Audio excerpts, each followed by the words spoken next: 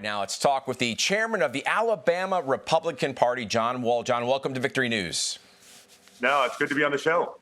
John, Democrats were trying to broker a deal to control TikTok, allegedly to spy on folks like you and me. Meanwhile, TikTok runs ads saying they spark good by launching business. So what's the bottom line on the TikTok app, and should our government try to co-opt its use? Well, first off, so I am no fan of TikTok. I think there's serious concerns there from a security perspective, both nationally and for me as an advocate of privacy. I don't use TikTok myself. However, I do not like to see the U.S. government getting involved in anything like a data collection or inserting themselves into a private company's software principles.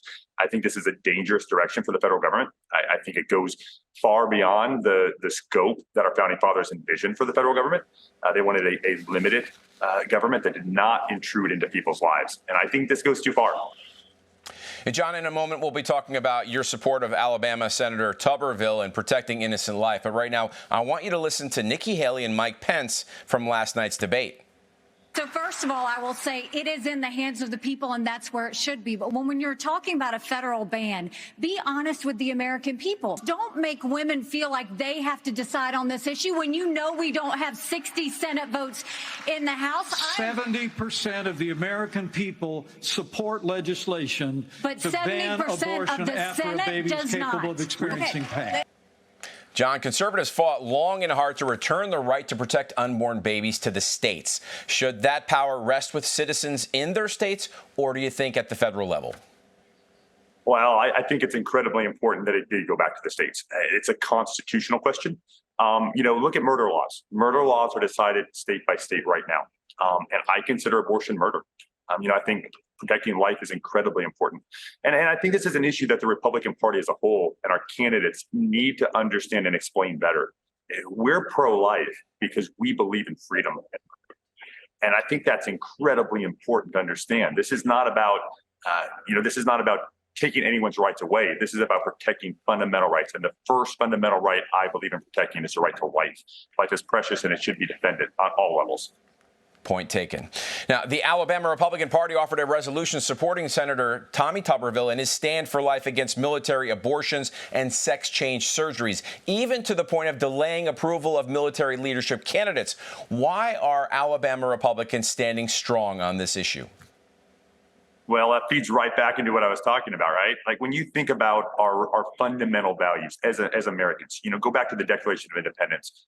We hold these truths to be self-evident. All men are created equal, and they're endowed by their creator with certain inalienable rights. And the first enumerated right there is life.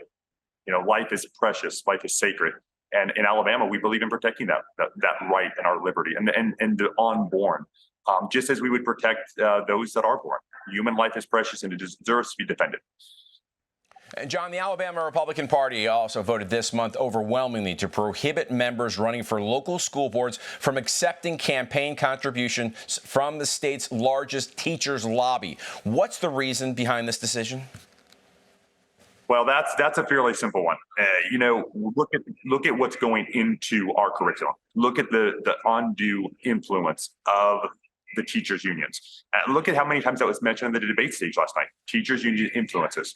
So it's simple. We want our school board candidates, our superintendent candidates, to be loyal to parents, to put the children of our state first, to put the parents of our state first, and return control to the family where it should be. And we're getting the teacher unions out, and we're getting the parents. That's our goal.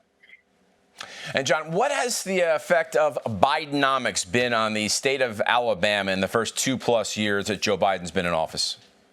I could talk about this one for an hour. There are so many issues. I like to bring up myself.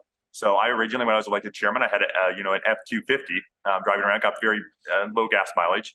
I got Bidenized. Like I had to downsize to get a car with a better fuel mileage just to afford gas. I think we're seeing that across the state and across the country.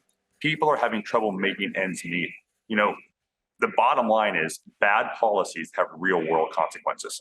And that's what we're seeing here. We're seeing a reckless fiscal policy from Joe Biden, giving people free money, free handouts that has led to skyrocketing inflation, that is destroying our middle class and really hurting those who are most vulnerable, the poor and the downtrodden of our societies.